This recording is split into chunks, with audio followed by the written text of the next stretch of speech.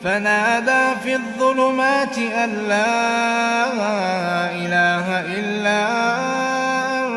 أنت سبحانك إني كنت من الظالمين فاستجبنا له ونجيناه من الغم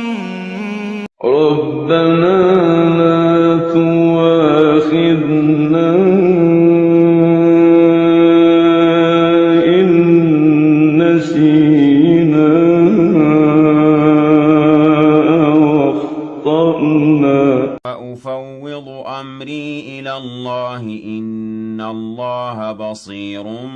بالعباد قال إنما أشكو بثي وحزني إلى الله وأعلم من الله